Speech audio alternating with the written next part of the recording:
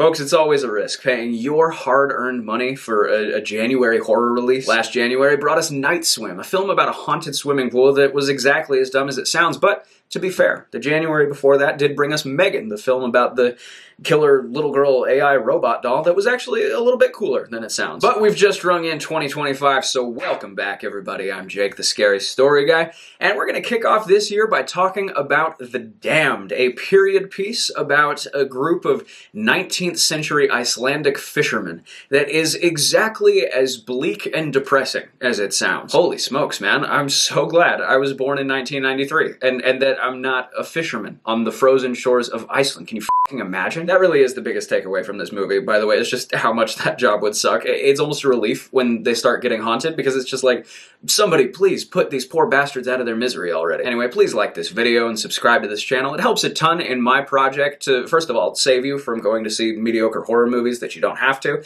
but also to just remind you how good you've got it compared to Icelandic fishermen. I'm the whole package, baby. So The Damned stars Odessa Young as Eva, a young widow who's struggling to run her late husband's fishing outpost. Like I said, it's Iceland, it's winter, these guys are still just fishing out there. They're straight up not having a good time. Things do get a bit worse though when they witness a shipwreck off in the distance and determine that it is too dangerous for them to go out into those frigid waters and try and conduct a rescue. And before too long, strange things are afoot at the Circle K as much of this fishing crew comes to believe they are being haunted. Now, I did just barely call this movie mediocre, and it is, I stand by that, but it does do some things pretty well. First of all, folks, we are under an hour and a half here. That is a thing of beauty. Bring back, please, the 80, 90-minute horror movie. When it's longer than that, you just ask, did it need to be? And 75% of the time, the answer is no. This is a tight, well-paced movie. When it's boring, and it sometimes is, it's only because these people are living such boring and miserable lives. The storytelling isn't the problem. There's also a very well-crafted, creepy atmosphere. It's almost a little Eggers Light feeling, just in terms of the dread that permeates the film, I guess. It was shot on location, so these people are probably every bit as cold as they look. There's this kind of, fine mist settling over everything. It's creepy. It's nice. And mostly it's a pretty subdued film, but there are a couple moments of violence where you're just like, oh, gross. And in part because it's like 15 minutes of boredom leading up to that, and so it really catches you off guard when some dude just like gets his stomach cut open. Also some pretty solid performances here. Odessa Young is a perfectly capable leading lady here. She really looks the part. I don't know how to describe it. It's just like it's something about her face, I think. Just some people just have this very like modern look about them. Like they look like they know what Facebook is, and so if you put them in a period piece, it's weird. I had this problem with a movie I watched on Netflix last year. It was called Woman of the Hour. It was actually quite good. But the star was Anna Kendrick, and it took place in the 70s. And I'm sorry, but Anna Kendrick does not look like she's from the 70s. Anna Kendrick looks like she's from 2009, and all her friends think she's listening to Taylor Swift's Fearless album on her iPod, but she's secretly listening to Paramore. I don't know why I got that specific with it, but I think you know what I mean. Whereas Odessa Young totally looks like she could be a frozen Icelandic widow during the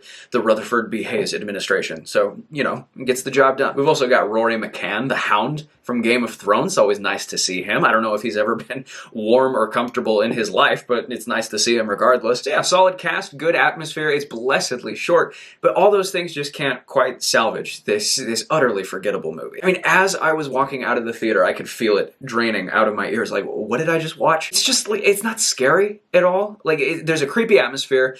Obviously, these are situations you wouldn't want to be in, and maybe some scenes are tense, but when they actually try and scare you, it's just like, oh, well, that kind of sucked. But not even sucked. That's too harsh. It's just like, it's totally unremarkable in every way. And now you're probably thinking, well, how can it be unremarkable if you've been remarking on it for the past several minutes? Which, fair point, okay? But listen, genius finds a way. This is why you guys pay me the big bucks. There's also, and I don't even know if I should say this, because I just don't want to give too much away in case you're still planning on seeing this. I'm certainly not recommending it, because, it's neither bad nor good, and I only recommend good movies, but I'll say this. The ending is confusing. Like, it's trying to go for a twist ending, but it doesn't actually make sense. Something gets revealed, and you're like, wait, I have so many questions about the rest of the movie now. And I kind of get it, because it's the kind of reveal that, like, you just know when they were talking about it in the writer's room, someone said it, and they were like, holy shit, that is it. That's the ending. The execution, when it was actually all put together, just, It didn't work for me. So guys, at the end of the day, January horror releases, you could do a lot worse than The Damned. We have done a lot worse than The Damned. I mean, worst case scenario, it's only 80 minutes, right? But there's also something to be said for saving your money, you know? Spend time with your family, climb a tree, rescue a, I don't know, what's your favorite animal? Rescue one of those. There is virtually no chance in hell that this movie is going to make anyone's year-end top 10 list, but it's also probably not going to make anyone's bottom 10 list. Like, if someone only saw 20 movies this year, and then they made a top 10 list and a bottom 10 list, The Damned would somehow not end up on either list. I'm running out of ways to say this movie is mediocre, but I'll leave you with this because I thought it was funny. If you go to the Wikipedia page for this movie, in the very first paragraph, it says, "It is currently 2025's highest grossing movie."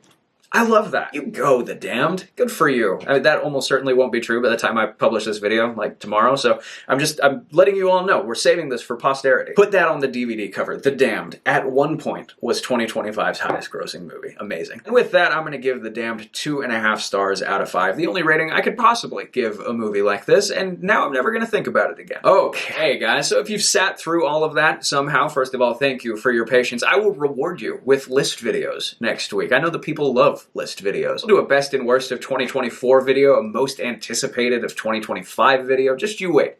The good stuff is on its way. So stay tuned for that. But in the meantime, thank you for watching this video, and here's hoping you survive to see the next one.